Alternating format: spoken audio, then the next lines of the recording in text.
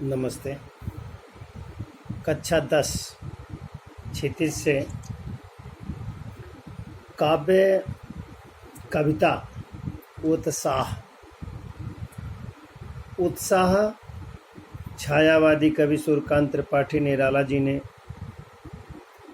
लिखी है। ये मूलतः उत्तर प्रदेश के उन्नाव जनपद के निवासी थे। इनके पिता का नाम राम सहाय त्रिपाठी, जो रियासत महिषा दल के कोषाध्यक्ष थे। इनकी माता जी का देहांत जब हो गया तब निराला जी की उम्र 3 वर्ष की थी। संस्कृत, बांग्ला तथा दर्शन शास्त्र का इन्होंने अध्ययन किया। काव्य, उपन्यास, कहानी संग्रह, निबंध संग्रह, पत्रिका संपादन इत्यादि लिखा। शीर्षक उत्साह। उत्साह एक आवाहन गीत है जिसके माध्यम से कवि ने बादल की ओर संबोधित किया है। बादल निराला का प्रिय विषय है। कविता में बादल एक तरफ पीड़ित प्यासे जन की अभिलाषा पूर्ण करने वाला है, तो दूसरी तरफ वहीं बादल नई कल्पना और नए अंकुर के लिए विप्लव, विध्वंस और क्रांति चेतना को संभव करने वाला भी है। कवि जीवन को व्यापक दृष्टिकोण से देखता है और ललित कल्पना और क्रांति चेतना दोनों हैं। सामाजिक क्रांति या सामाजिक परिवर्तन में साहित्य की भूमिका महत्वपूर्ण होती है। निराला जी इसे नवजीवन और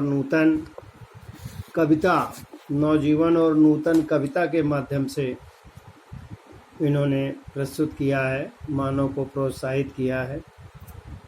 काव्यांश इस प्रकार है। बादल गरजो, घेर घेर घोर गगन, धराधरो ललित ललित काले घुंघराले, बाल कल्पना कैसे पाले, विद्युत छव उर्मे कवि नवजीवन वाले, वज्र छिपा नूतन कविता, फिर भर दो बादल गरजो।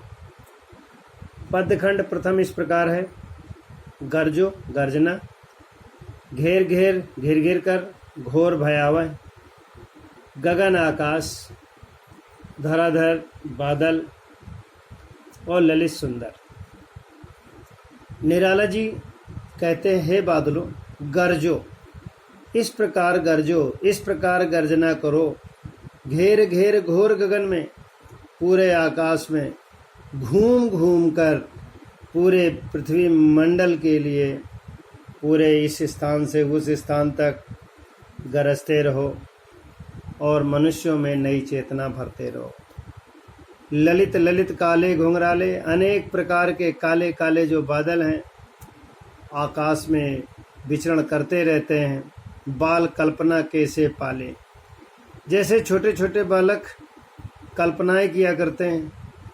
कल्पनाएं कभी साकार होती, कभी नहीं होती है। इस तरीके से बादल भी एक तरफ से गरजते चले जाते हैं। ये जरूरी नहीं कि बरसे ही, और जो बादल बरसते हैं वो हो सकता है गरजते ना हो। इस प्रकार की कल्पना की जाती है।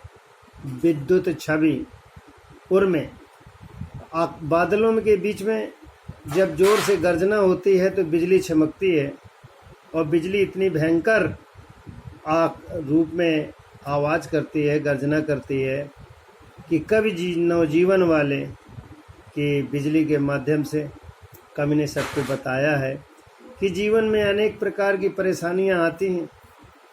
जैसे वज्र छिपा, वज्र इंद्र जी का हथियार है, सभी हथियारों का हथियार है, इस पर किसी प्रकार का कोई हथियार काम नहीं करता। नूतन कविता, ये कविता नई प्रकार की है। फिर भर दो, कविताएं मनुष्य के जीवन में सुख और दुख के बारे में विचार प्रस्तुत करती रहती हैं। फिर भी भर दो, फिर भी मनुष्य के जीवन में नवीनता को समाहित कर दो। बादल गरजो, बादलों इस प्रकार गरजो। प्रस्तुत पैराग्राफ में प्रश्न इस प्रकार है, बादल को बच्चों की कल्पना के समान क्यों कहा गया है?